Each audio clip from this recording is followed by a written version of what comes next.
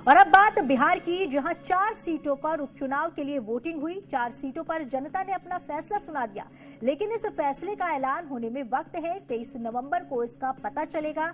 लेकिन फैसला आने से पहले ही सियासी दलों ने अपनी अपनी जीत के दावे शुरू कर दिए। इंडिया ब्लॉक को लगता है कि चारों सीट पर किला फतेह हो गया, तो एनडीए को अपनी रणनीति और सीएम के फेस पर पूरा भरोसा है कि जनता 19 साल के काम का परिणाम देगी। लेकिन किसके दावे में दम है, इसका पता तो 23 नवंबर को ही चलेगा। 4 सीटों पर जनता ने किया फैसला। मतदान खत्म होने के साथ दावे शुरू। इंडिया ब्लॉक या एनडीए, किसकी होगी जीत? लोकतंत्र के इस पर्व में जनता ने अपना मत दे दिया। जन का फैसला जनतंत्र के किस दल के पाले में आएगा, इसका पता तो 23 नवंबर को ही चलेगा। लेकिन उससे पहले दावेदारी की दौड़ शुरू हो गई।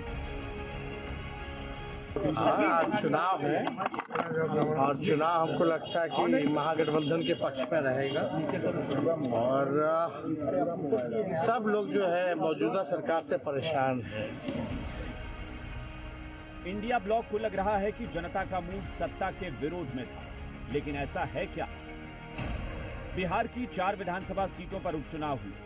भोजपुर की तरारी सीट पर 2020 में सीपीआई माले ने कब्जा किया। उपचुनाव में सीपीआई माले और बीजेपी के बीच मुकाबला है और इस मुकाबले में तीसरा कोण जनसुराज ने बनाया।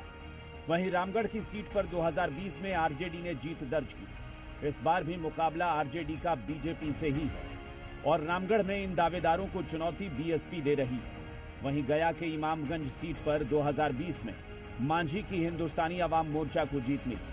इस बार मांझी की बहू मैदान में है, जिसे चुनौती आरजेडी दे रही है। वहीं बेलागंज सीट पर 2020 में आरजेडी ने जीत दर्ज की। इस बार आरजेडी का मुकाबला जेडीयू से है और इन दोनों को चुनौती जनसुराज भी दे रही है।